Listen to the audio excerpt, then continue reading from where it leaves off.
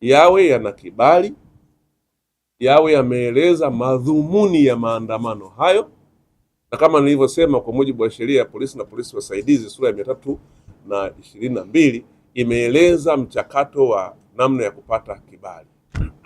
Sasa unapokuwa na maandamano unayaita ya amani, halafu unasema hayana mwisho, halafu huko ndani unasema kwa wale ambao hawajui, maana hatumjui anayeomba ni nani.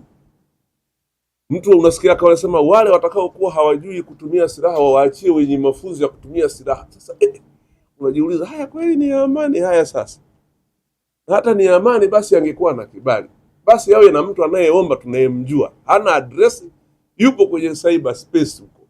Sasa ndugu yangu Karin, kama kweli hayo maandamano tutaamini tuseme ya amani, kwa hiyo tuyapishe tu. Sasa hata we mwenyewe hujue ataanzia wapi. Na akiwa na amani sasa tuyasindikize, polisi wayalinde. Sasa hatujui wataanzia wapi. Ni Mwanza, maana ni nchi nzima, alafu yanakuwaje ya amani? Hayo sio maandamano ya amani. Hayo ni pengine yana lengo tofauti kabisa, ambalo hasara tulivyojifunza hiyo tarehe 29 mwezi Oktoba tulichukulia hivyo hivyo, na baadaye akatuletea shida kubwa ambayo imetokea. Ni kweli baadhi ya matamko yaliyokuwa yanatolewa na viongozi ambao walijiita wa dini na wengine tunajua kabisa kwa taasisi zao tunajua, lakini kulitokea hapa matamko hata ya mtu tu anaweza akaibuka akajiita yeye ni fulani, akatoa tamko kwa mwamvuli wa dini. Lakini kusema kweli, kwa kipindi ambacho toka mimi nilipoingia na wenzangu ofisini kwa kushirikiana na wenzetu jeshi la polisi, tulikuwa na muda wa kuongea tete ya tete na viongozi wa dini zote. Nimefanya hiyo kazi, na kwa kweli sikuwa nawaita, lakini nilikuwa nafanya hiyo kazi wanasema in camera, kwa bila kujulikana, kwa sababu tulikuwa nafanya kazi ya kutuliza hali, kwa sababu matamko na yenyewe yalikuwa yameshakuwa mengi na mengine mpaka akaanza kuchochea hali ya tofauti ya udini, Muislamu, Ukristo, ikawa kidogo hali si nzuri.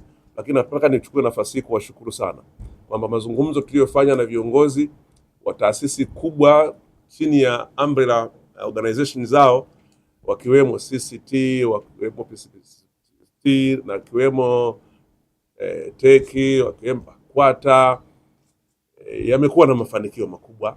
Na kama umeona kuanzia siku ya Ijumaa matamko yamebadilisha sura, lakini siku ya Jumamosi, siku ya Sabato, pia matamko yamekuwa mazuri kutoka viongozi wa dini, na siku ya Jumapili ya jana matamko yameendelea kuwa mazuri yanayojenga taifa lenye umoja, mshikamano, kwa kuhakikisha kwamba amani ndio kitu cha maana. Na kwa kweli tunawashukuru sana viongozi wetu wa dini. Wao ni wadau muhimu sana wa amani ya nchi yetu.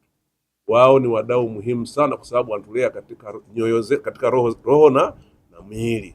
Kwa tukiwa na amani ndio tutaweza kumwabudu Mwenyezi Mungu. Tukiwa na amani ndipo tunapoweza kupata maendeleo na ustawi wetu. Kwa hiyo tunawashukuru sana viongozi wote wa dini kwa namna ambavyo wametoa matamko ambayo yanatuunganisha kama taifa. Kwa wale waliokuwa wanatamka yale magumu kidogo, nadhani tumezungumza nao na wao kidogo wametulia. Kwa hiyo tumuombe Mungu aendeleze kutupa uvumilivu wa kiasi hiki ili taifa letu liweze kupona.